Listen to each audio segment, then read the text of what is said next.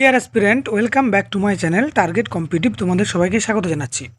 দেখো, আমরা স্ট্র্যাটেজিকে অলরেডি দুটো পার্ট আমরা পড়ে ফেলেছি। একটা হচ্ছে ছদ্মনাম, আর দ্বিতীয়ত হচ্ছে বুক অ্যান্ড অথারের যে একটা পার্ট সেটা। কিন্তু এরপর আমরা শুরু করবো আজকে ইউএনও। ঠিক আছে, স্ট্র্যাটেজিকের হচ্ছে সবথেকে মোস্ট ইম্পর্টেন্ট যদি পার্ট বলা হয় সেটা হচ্ছে ইউএনও, ইউনাইটেড নেশন।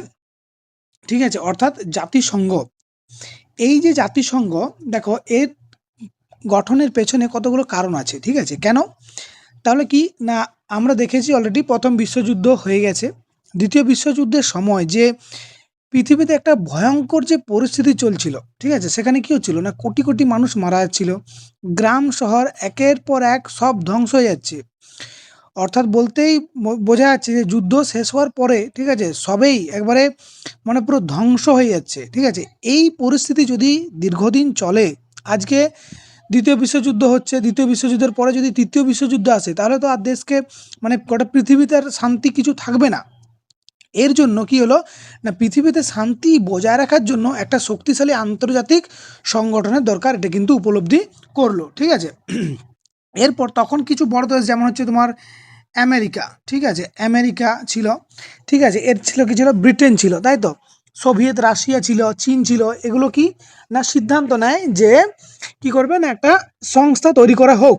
ওকে, এবং কি হবে না, এই সংস্থার মাধ্যমে আমরা যুদ্ধটাকে কি করব না, স্থিতি রাখার চেষ্টা করব। ঠিক আছে, তাহলে কি হলো, সেই সময় যেটা ইউনাইটেড নেশন 1942 সালে প্রথমবারে ইউনাইটেড নেশনের নামকরণটা কিন্তু করা হয়েছিল। ঠিক আছে, তার আগে নাম ছিল লিগ অফ নেশন। এবং এরপরে 1945 সালে কি হলো না, হচ্ছে আমেরিকার যে সান ফ্রান্সিসকো শহরে 50টি যে দেশ, বড় বড় দেশ ছিল, সেই দেশগুলি একসঙ্গে কি হলো না, মিলে একটা বড় বৈঠক করে এবং তারা একটা কি করে নিয়ম বানায়। ঠিক আছে, সেই যাকে বলা হতো ইউএন চার্টার বলা হতো, যাকে বলা হতো ইউএন চার্টার। ঠিক আছে, তাহলে আমরা দেখতে পেলাম ইউএন চার্টার গঠন হয়ে গেল। এরপরে এই যে চার্টার তৈরি হওয়ার পর 1945 সালে তোমার কি না, 28 অক্টোবর কি হলো না, ইউএনের আনুষ্ঠানিকভাবে কিন্তু প্রতিষ্ঠা হলো, মানে জন্ম হলো এর। তাহলে আমরা দেখতে পেলাম যে ইউএন গঠনের মূল কারণ কি ছিল। একটা হচ্ছে পৃথিবীতে শান্তি বজায় রাখা, তাই তো, যে আর যুদ্ধ যেমন না হয়, ঠিক আছে, শান্তি যেমন বজায় থাকে। দ্বিতীয় নম্বর কি না, হচ্ছে যুদ্ধ বন্ধ করা, হুট করে কিছু হলেই যুদ্ধ হয়ে যাচ্ছে, এটা কিন্তু বন্ধ করতে হবে। এবং যে সমস্ত দেশগুলো আছে তাদের কি হবে না, তাদের সাথে বন্ধুত্ব এবং সহযোগিতা বাড়ানো। ঠিক আছে, তাহলে এইটা হচ্ছে মূল প্রেক্ষাপট ছিল। ঠিক আছে, এখান থেকে ইউনাইটেড নেশনের জন্ম। তো এই ইউএনও আমরা পড়বো, ইউএনএ থেকে কি কি পরীক্ষায় কোশ্চেন আসে, এটা হচ্ছে মোস্ট ইম্পর্টেন্ট টপিক তোমাদের। তো চলো আমরা সময় নষ্ট না করে আমরা শুরু করি কি আছে। দেখো, প্রথমেই বলেছে যে ইউএনও যে স্থাপন হলো, দাঁড়াও, হ্যাঁ, দেখো বলছে স্থাপন ইউনাইটেড নেশন। ঠিক আছে, ইউএনও, ঠিক আছে, ইউনাইটেড নেশন মানে অর্গানাইজেশন আর কি। ঠিক আছে, ইউএনও আমরা পড়বো, এখন জাতিসংঘ পড়ছি, ইউনাইটেড নেশন পড়ছি, ইউএনওগুলো আমরা পরে আসছি। এরপর দেখো 1945 সালে 24 অক্টোবর দ্বিতীয় বিশ্বযুদ্ধের পরে এটা প্রতিষ্ঠা হয়, তোমাদেরকে যেটা আমরা এখন বললাম। ঠিক আছে, 24 অক্টোবর, কিন্তু ওখানে আমি 28 বলেছিলাম না, সরি, এটা 28 নয়, এটা 24 হবে। হ্যাঁ, এটা একটু কারেক্ট করে নিও। 24 অক্টোবর পর দ্বিতীয় বিশ্বযুদ্ধ প্রতিষ্ঠা কিন্তু হয়ে গেল। এই যে উদ্দেশ্য আমি তোমাদেরকে বললাম কি, বিশ্বে শান্তি প্রতিষ্ঠা, আন্তর্জাতিক সহযোগিতা বৃদ্ধি এবং মানবাধিকারের যে রক্ষা, তার জন্য কিন্তু এটা কিন্তু তৈরি হলো। ওকে, এবং এর যে প্রথম সদস্য সংখ্যা ছিল না, কটা বললাম যে এখানে 51টা প্রথম সদস্য সংখ্যা ছিল যখন গঠন হয়, তখন ইউএনের যে স্থায়ী সদস্য সংখ্যা ছিল কিন্তু কটা না, 51টা। এটা কিন্তু পরীক্ষায় করে আসে। এবং এরপরে তারপরে আস্তে আস্তে কী হয় না, দেশের সদস্য মানে বর্তমানে যে সদস্য সংখ্যা সেটা বৃদ্ধি পেতে থাকে। এখন এসে দাঁড়িয়েছে 2011 হিসাবে, 11তে লাস্ট যোগ হয়েছিল, সেটা হচ্ছে সাউথ সুদান। তাহলে তখন মানে এখনও বর্তমানে কটা আছে না, 193টা সদস্য সংখ্যা কিন্তু এখানে আছে। ক্লিয়ার, বোঝাতে পেরেছি? এরপর দেখো 1945 সালে ইউএনএ গঠনের সময় ভারত সদস্য হিসাবে কিন্তু যোগদান করেছিল। ক্লিয়ার, এর হেডকোয়ার্টার খুব ইম্পর্ট্যান্ট, পরীক্ষায় অনেকবার আসা কোশ্চেন। ঠিক আছে, নিউ ইয়র্ক যুক্তরাষ্ট্র এর হেডকোয়ার্টার, এটা কিন্তু মনে রাখবে। ওকে, এরপর দেখো ইন্ডিয়া অফিসিয়ালভাবে কখন জয়েন করে ইউএনএতে না, হচ্ছে 30 অক্টোবর 1945 সালে কিন্তু অফিসিয়ালভাবে কিন্তু জয়েন করছে। এখানে পরীক্ষায় কোশ্চেন পড়ে যে সরকারি ভাষা কতগুলো আছে, ঠিক আছে।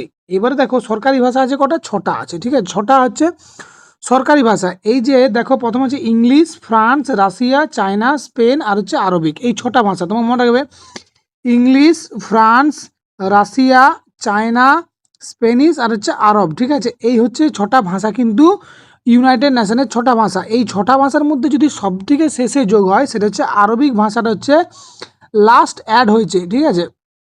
লাস্ট অ্যাড হয়েছে এই ভাষাটা, ক্লিয়ার হয়েছে। এরপর দেখো ইউএনের পূর্ববর্তী নাম আমরা আগেই বললাম লিগ অফ নেশন ছিল 1920 সালে, কিন্তু 1945 সালে এর নাম হলো ইউনাইটেড নেশন, ঠিক আছে। ইউএনও হয়, ঠিক আছে, ক্লিয়ার বুঝাতে পারলাম।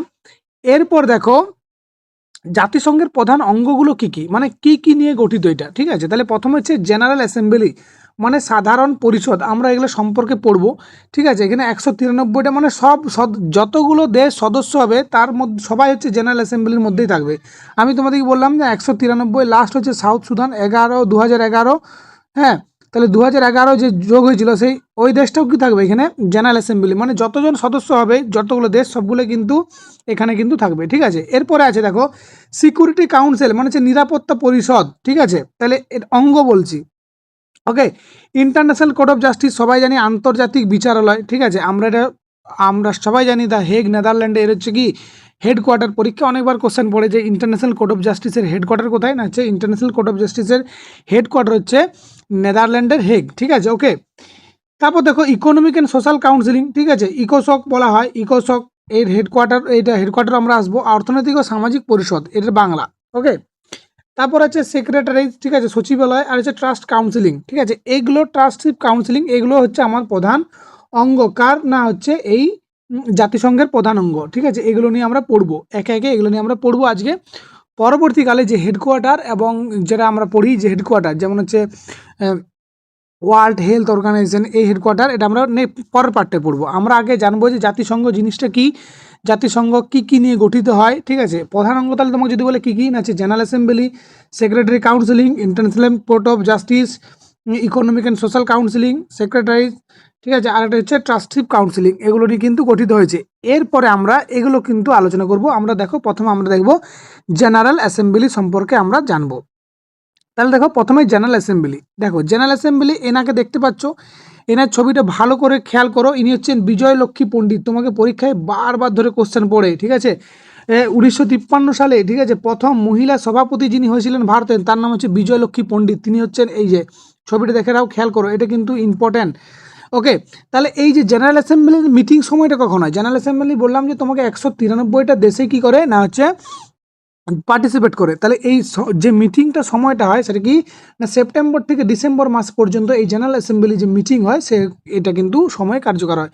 এটা অতটা গুরুত্বপূর্ণ নয়, ঠিক আছে। এরপর দেখো বলছে বর্তমানে যে প্রেসিডেন্ট আছে, সভাপতি আছে, সেটা কি না আনালেন বেরকবক, ঠিক আছে, জার্মানি, ঠিক। এটা কিন্তু খেয়াল করবে অবশ্যই, কারণ এটা পরীক্ষায় কিন্তু আসবে। এটা যদি তুমি 2026-এ পরীক্ষা দিচ্ছ তা তার জন্য নয়, যখনই তুমি নোটটা রাখবে এখানে একটু জায়গা রাখবে, কারণ তুমি মানে আমি চাই ঠাকুর ইচ্ছে তোমরা 26-এ ক্লিয়ার করো, 26-এ না হলে 27। যদি যখনই তুমি বা কাউকে পড়াবে, ঠিক আছে, তখন এখানে একটা জায়গা রাখতে বলবে, কারণ যখনই চেঞ্জ হবে তখনই তুমি এই নামটা কিন্তু কী করবে, পুট আপ করে নেওয়া, ঠিক আছে। এইবারে কোনো একটা দেশ, আমি বললাম যে 193টা দেশ, তো এই 193টা দেশ যে সদস্য হয়েছে সেটা ঠিক করে কে, সেটা ঠিক করে হচ্ছে এই সাধারণ পরিষদটা ঠিক করে, মানে জেনারেল অ্যাসেম্বলি ঠিক করে কোন দেশ সদস্য হবে কিংবা কোন দেশ সদস্য হবে না, ঠিক আছে। এর যে প্রথম মিটিংটা হয়েছিল লন্ডন হয়েছিল কত, 1946 সালে। তাহলে এখান থেকে আমার কি কোশ্চেন পড়বে, ভালো করে শুনবে। বিজয়লক্ষ্মী পণ্ডিত, এটা খুব ইম্পর্টেন্ট, প্রথম মহিলা সভাপতি ভারতীয়, এটাকে বিজয়লক্ষ্মী পণ্ডিত। আর হচ্ছে সভাপতি পড়বে, ঠিক আছে। এই দুটো কোশ্চেন কিন্তু খুব ইম্পর্টেন্ট, আর এটা করবে, ঠিক আছে। ইউএনজি এর যে সাধারণ যে ইউনাইটেড নেশন জেনারেল অ্যাসেম্বলি যে প্রথম যে সভাটা হয়েছিল সেটা কত হয়েছিল, 1946 সালে লন্ডনে কিন্তু হয়েছিল, ক্লিয়ার বুঝাতে পারলাম। এরপর দেখো আমরা করব, আর আচ্ছা, আর এটা এটা কিন্তু বছরে একবারই কিন্তু হয়, ঠিক আছে। এই মিটিংটা কিন্তু বছরে ওয়ান টাইমেই হয়, ঠিক আছে, বারবার ধরে নয়, বছরে একবারে হয়। সেটা হচ্ছে সেপ্টেম্বর থেকে ডিসেম্বর মাস পর্যন্ত হবে, ঠিক আছে, ক্লিয়ার হয়েছে। নেক্সট দেখো, নেক্সট হচ্ছে সিকিউরিটি কাউন্সিলিং। সিকিউরিটি আমরা জানি যে নিরাপত্তা পরিষদ, ঠিক আছে। একটা এত বড় ইউএনএ যখন চালাবো, গোটা দেশের ভার, ঠিক আছে, মানে গোটা পুরো ভারটা, তাহলে নিশ্চয়ই একটা মানে শান্তি এবং নিরাপত্তার জন্য একটা কিছু করা দরকার, সেটা হচ্ছে সিকিউরিটি কাউন্সিলিং। এর কাজ কি না, যে বিশ্ব শান্তি ও নিরাপত্তা যে দায়িত্ব সেটা কিন্তু বহন করা হচ্ছে এর কাজ। এর দেখো এর হচ্ছে সদস্য সংখ্যা হচ্ছে 15টা, যার মধ্যে 5টা হচ্ছে স্থায়ী এবং অস্থায়ী হচ্ছে 10টা। এটা খুব ইম্পর্টেন্ট কিন্তু, ঠিক আছে। 5টা হচ্ছে স্থায়ী এবং 10টা হচ্ছে অস্থায়ী। এই স্থায়ীগুলো কী কী না, ইউকে, ইউএসএ, ফ্রান্স, রাশিয়া আর হচ্ছে চায়না। এই যে তোমাকে 5টা বললাম, এই নামটা কিন্তু বারবার ধরে রেখে দেবে, যে সিকিউরিটি কাউন্সিলিংয়ে যে এর যে তোমার বলবে যে 5টা স্থায়ী সদস্য সংখ্যা কী কী না, হচ্ছে ইউকে, ইউএসএ, ফ্রান্স, রাশিয়া আর কি হবে, আরেকটা হচ্ছে চায়না, এবং 10টা হচ্ছে অস্থায়ী সদস্য। ওকে, এবং এর প্রথম স্থায়ী পরিষদ ছিলেন কে না, হচ্ছে বি.এন. রাও, আমাদের ভারতীয় ছিলেন, ঠিক আছে, বি.এন. রাও, এটাও কিন্তু অবশ্যই খেয়াল করবে। ওকে, বি.এন. রাও।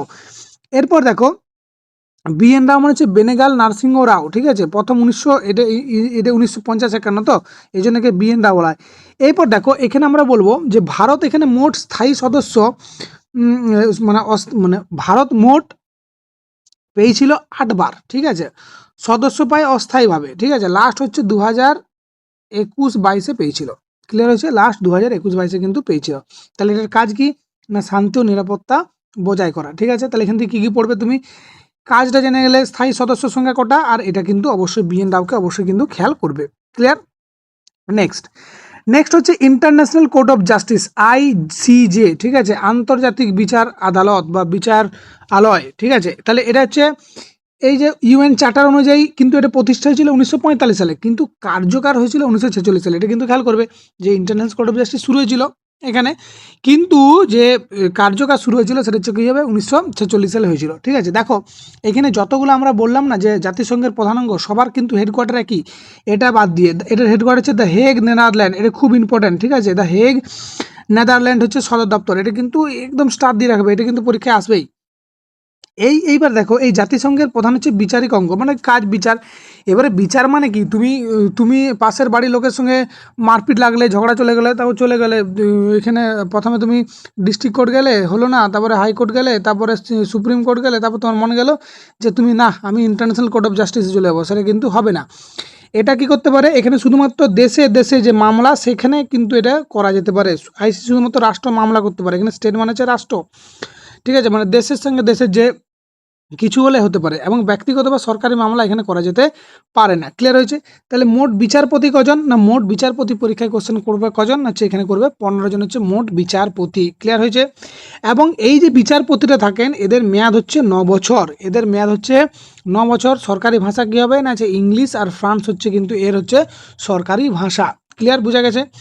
এইবার দেখো এর প্রধান কাজ কি, কিন্তু বিভিন্ন দেশের মধ্যে আইনগত বিরোধী নিষ্পত্তি করা, তোমাকে একটু আগে বললাম, এবং জাতিসংঘের বিভিন্ন অঙ্গ সংস্থানকে আইনি পরামর্শ দেওয়া, ঠিক আছে। এটা হচ্ছে এর প্রধান কাজ। কার কাজ না, হচ্ছে ইন্টারন্যাশনাল কোর্ট অফ জাস্টিসের প্রধান কাজ কিন্তু এটাই। ওকে, এরপর দেখো ইকোসক, ঠিক আছে, ইকোসক মানে হচ্ছে ইকোনমিক অ্যান্ড সোশ্যাল কাউন্সিলিং, যেটা আমরা বলছি, ঠিক আছে। এই ইকোসকের কাজ কি আমরা দেখব, ঠিক আছে। অর্থনৈতিক সামাজিক পরিষদ বললাম, তাহলে এই 1945 সালেও গঠন হয়েছিল জাতিসংঘ সনদের মাধ্যমে, ইউএন চার্টারের মাধ্যমে এটা গঠন হয়েছিল। এখানে দেখো সদস্য সংখ্যা হচ্ছে 54টা, এটা কিন্তু খেয়াল করবে, ঠিক আছে। 54 হচ্ছে 54টা হচ্ছে সদস্য সংখ্যা, আর সদস্যের যে মেয়াদ সেটা হচ্ছে কত বছর না, হচ্ছে 3 বছর। এটা কিন্তু খেয়াল করে অবশ্যই রাখবে। এরপর দেখো এই যে এই কি বলছে, নির্বাচন কোথা থেকে হয়, এই যে এখানে তুমি যদি বলছো ইকোসকের নির্বাচন কোথায় হয় না, ইউএনজিসি, ওই যে প্রথম বললাম জাতীয় সাধারণ পরিষদ, ঠিক আছে, ওখান থেকে কিন্তু নির্বাচন করা হয়, ক্লিয়ার হয়েছে। এর কাজ কি, ঠিক আছে, এর কাজ কি বলো দেখিনি না, বিশ্বের অর্থনৈতিক উন্নয়ন বৃদ্ধি করা, আর হচ্ছে সামাজিক সমস্যার সমাধান করা, ঠিক আছে, সেটাই দিয়েছে। দেখো কি দিয়েছে না, বিশ্বব্যাপী অর্থনৈতিক উন্নয়ন নিশ্চিত করা, ওকে, শিক্ষা, স্বাস্থ্য এবং সামাজিক কল্যাণ উন্নত করা, মানবাধিকার রক্ষা করা, উন্নয়নে সহায়তা করা, এবং দরিদ্রকরণ টেকসই উন্নয়নকে সহায়তা করা, এটা কাজ। এরপরে এর আন্ডারে যে সমস্ত সংস্থাগুলো পড়ে সেগুলো কি কি না, হচ্ছে হু, ঠিক আছে, World Health Organization, UNESCO, UNICEF, এইসব হচ্ছে কার্যক্রম কিন্তু এগুলোর মধ্যে পড়ে, ঠিক আছে, ইকোস্কোর মধ্যে, ক্লিয়ার, বুঝতে পেরেছি। নেক্সট দেখো এরপরে গুরুত্বপূর্ণ সংস্থা, দেখো ওটা তো হলো না, ঠিক আছে, আচ্ছা এটাই আরও পর দিয়েছে যে হু, এটা পড়বো সবগুলো, ঠিক আছে, এগুলো সবগুলো পড়বো আমরা, ঠিক আছে। ইন্টারন্যাশনাল লেবার অর্গানাইজেশন, ঠিক আছে, এগুলো সব আমরা পড়বো, ইউএনডিপি পড়বো, ঠিক আছে, এগুলো সবগুলো আমরা একে একে পড়বো, তাহলে এটার মধ্যে কিন্তু এগুলো পড়ে। ওকে, নেক্সট দেখো, নেক্সট হচ্ছে এবারে ট্রাস্টশিপ কাউন্সিল, ঠিক আছে, ট্রাস্টশিপ কাউন্সিল কি? আচ্ছা, ট্রাস্টশিপ কাউন্সিলিং কেন গঠন হয়েছিল ভালো করে বুঝো আগে, ঠিক আছে, তারপর বলছি।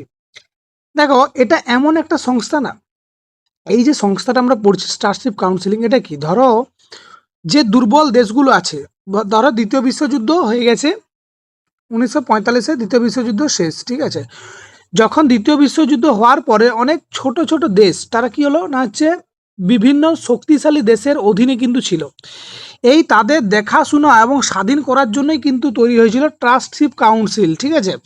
এই ট্রাস্টশিপ কাউন্সিলিংয়ের লাস্ট যদি সদস্য দেশ বলি তাহলে 1994 সালে পালাও, ঠিক আছে, এই স্বাধীনতা লাভ করে এই সর্বশেষ এটাই ছিল, আর তারপরে কোনো দেশকে স্বাধীন করা হয়নি, ঠিক আছে। তাহলে আমি তোমাকে আগে বলছি, দ্বিতীয় বিশ্বযুদ্ধ যখন হয়ে যায় অনেকগুলো ছোট ছোট দেশ কী হয়েছিল, বিভিন্ন শক্তিশালী দেশের অধীনে কিন্তু ছিল, তাদের দেখাশোনা করা এবং তাদের স্বাধীন করা, ঠিক আছে, স্বাধীনতা দেওয়া, ঠিক আছে, এটাই ছিল হচ্ছে প্রধান কাজ, সেটাই বলেছে, ঠিক আছে। ট্রাস্টশিপ কাউন্সিলিং 1945 সালে এটা হয়েছে, নিউ ইয়র্ক, যুক্তরাষ্ট্র। তোমাকে সবগুলো বললাম যে হেডকোয়ার্টার কী হবে, শুধুমাত্র ইন্টারন্যাশনাল লেবারের হচ্ছে আলাদা, ইন্টারন্যাশনাল কোর্ট অফ জাস্টিসের কিন্তু আলাদা।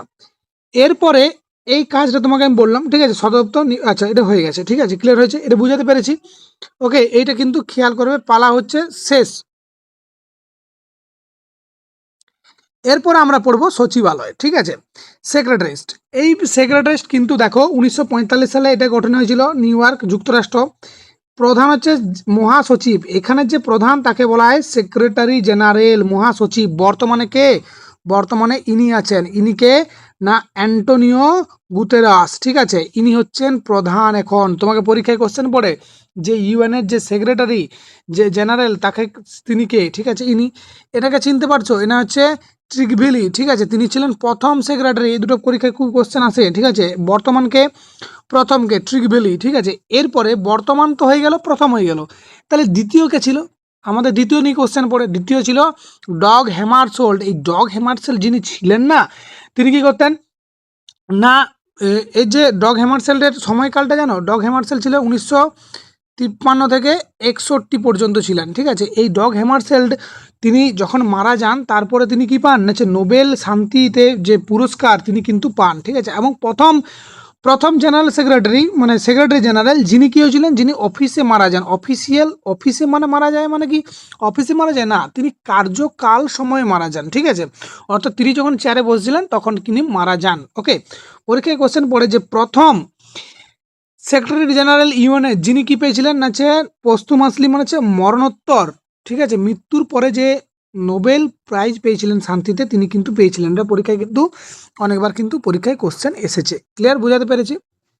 এরপর দেখো, এরপর আমাদের কি আছে না, প্রথম আফ্রিকান মহাসচিব, খুব ইম্পর্ট্যান্ট, ঠিক আছে, প্রথম আফ্রিকান মহাসচিব কে ছিলেন, এটা কিন্তু পরীক্ষায় আসা কোশ্চেন। প্রথম আফ্রিকান ছিলেন ব্রুতেস, ঠিক আছে, ঘালি, ঠিক আছে, এটা তিনি কোথা থেকে ছিলেন জানো, তিনি হচ্ছে মিশর থেকে ছিলেন, ঠিক আছে, তিনি মিশরের ছিলেন, ঠিক আছে, মিশরের ছিলেন, এবং প্রথম আরব দেশ থেকে, ঠিক আছে, আরব, এটাও কিন্তু খেয়াল করবে, ঠিক আছে, এইখান থেকে কিন্তু ছিলেন। ওকে, এরপরে বলবে যে প্রথম কৃষ্ণাঙ্গ আফ্রিকান মহাসচিব কে ছিলেন, এটাও পরীক্ষায় কোশ্চেন, কি ছিল না, কোফি আনান। তিনি কোন দেশ থেকে ছিলেন, ঘানা দেশ থেকে ছিলেন, ঠিক আছে, কোফি আনান। এবং তিনি কি ছিলেন, 2001 সালে জাতিসংঘে যৌথভাবে যে নোবেল শান্তিতে পুরস্কার লাভ করেছিলেন তিনি পেয়েছিলেন কিন্তু, ক্লিয়ার হয়েছে।